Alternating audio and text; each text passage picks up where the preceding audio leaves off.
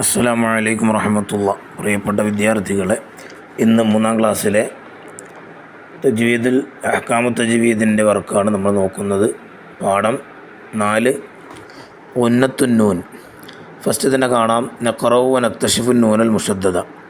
വായിച്ച് ശദ്ദുള്ള നൂനുകളെ വ്യക്തമാക്കുക. ഫസ്റ്റ് കാണാം അസ്കിനൂഹുന്ന.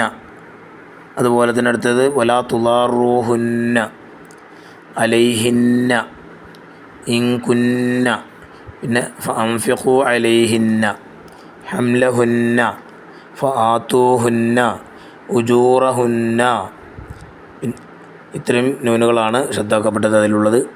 രണ്ടാമത്തെ ആയത്തിൽ യാ അയ്യുഹൻ നബിയു, പിന്നെ ഔലാദഹുന്ന, ഐദീഹിന്ന, വ അർജുലിഹിന്ന, ഫബായിഉഹുന്ന, വസ്തഗ്ഫിർ ലഹുന്ന ഇന്നല്ലാഹ. ഇത്രയും നൂനുകളാണുള്ളത്, അത് അടയാളപ്പെടുത്തുക. ഇനി 2 നക്തശിഫുൽ ഇജാബാത്ത്, ഉത്തരം വ്യക്തമാക്കുക. 1 നൂനിനും മീമിനും മാത്രമുള്ള ഒരു വിശേഷണം എന്ത്? ഉത്തരം ഉന്നത്ത്. 2 എന്തിനാണ് ഉന്നത്ത് മണിക്കൽ എന്ന് പറയുന്നത്? ഉത്തരം തരിമൂക്കിൽ നിന്നുണ്ടാകുന്ന രാഗത്തിനാണ്. 3 ഉന്നത്ത് കൂടുതൽ ഉണ്ടാകുന്നത് എപ്പോൾ?